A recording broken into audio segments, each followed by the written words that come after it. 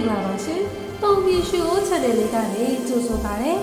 ဒီနေ့မှာတော့ရဲစွမ်းတက်တိရှိပေမဲ့တတိမမူပြီးတော့အသက်ပေးနဲ့ကြုံခဲ့ရတဲ့ဝေပလီလေးမောင်ကျူးရဲ့ပုံမြင်လေးကိုတင်ဆက်ပေးချင်ပါတယ်တခါကစိမ့်လန်းဆိုပြီးတဲ့တောအုပ်ကြီးတစ်ခုထဲမှာ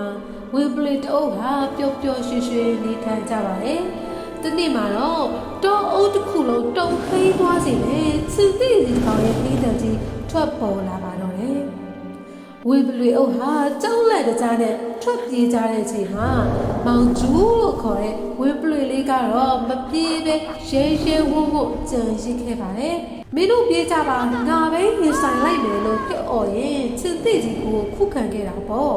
မောင်ကျူးရဲ့ရဲစွမ်းတက်တဲ့ကြောင့်သူ့တငယ်ချင်းတွေလွတ်မြောက်သွားခဲ့ပေမဲ့သူကတော့ဒဏ်ရာတွေနဲ့ထွက်ပြေးခဲ့ရပါတယ်ပြေးရင်လွှားရင်နဲ့ရွာနာကဆေးဆိုးတဲ့အိမ်တလုံးတွေကိုသူရောက်သွားခဲ့တယ်လေအဲ့ဒီမှာရှိတဲ့အပြာရောင်ဆေးဆိုးပုံနဲ့ကိုသူမတော်တဆပြုတ်ကျသွားတဲ့အခါ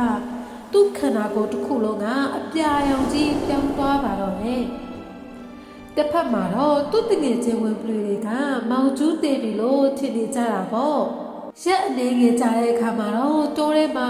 ထူးထူးဆန်းဆန်းအပြာရောင်တတော်ဝါကြီးတစ်ကောင်ပေါ်လာပါတော့တယ်သူ့ရဲ့ထူးခြားတဲ့အရာတဲ့အရှိန်ဝါကြောင့်တလိษံတွေမကပဲတောပြီးရင်စင်သေးကြီးကတော့ကြောက်ရွံ့ပြီးသူ့ကိုဘရင်အဖြစ်တင်မြောက်လိုက်ရပါတယ်အခုဆိုမောင်ကျူးဟာတောဘရင်ဖြစ်သွားပါပြီဒါပေမဲ့သူဟာအထီးကျန်နေခဲ့ပါတယ်သူ့တငယ်ချင်းဝင်းပလေတွေနဲ့အတူစော့ကစားခဲ့တဲ့အချိန်တွေကိုလွမ်းဆွတ်လာမိတာပေါ့နောက်ဆုံးမှာတော့မောင်ကျူးဟာသူ့ရဲ့အရင်လေးဆုံးတငယ်ချင်းတွေကိုယုံကြည်ပြီးသူ့ရဲ့လှုပ်ဝက်ချက်ကိုပြောပြမိသွားပါတယ်ဒါသူ့ရဲ့အကြီးမားဆုံးအမှားပါပဲဒီလှုပ်ဝက်ချက်ဟာတဖြည်းဖြည်းပြန့်နှံ့သွားပြီးဝင်းပလေတစ်ကောင်ကချစ်တိကြီးကိုတွားတိုင်ပါလေရော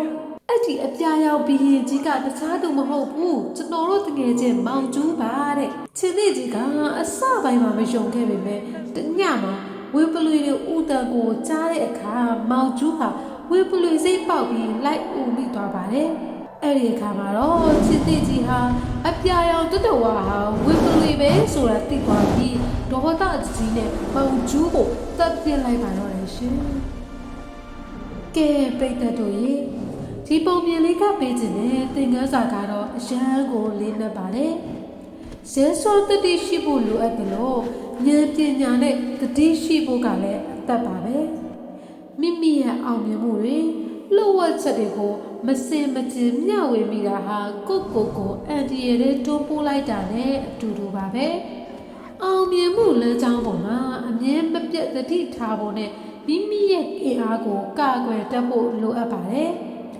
ယုံကြည်မှုဆိုတာကောင်းပေမဲ့ဉာဏ်ပညာမပါတဲ့ယုံကြည်မှုကတင့်ရဲ့အကြီးမားဆုံးအားနည်းချက်ဖြစ်သွားနိုင်တယ်ဆိုတာသတိရပေးကြပါဦးနော်ဒီပုံမြင်လေးကိုသဘောကျရင် like ပေးခဲ့ဖို့မမေ့ပါနဲ့ဟုတ်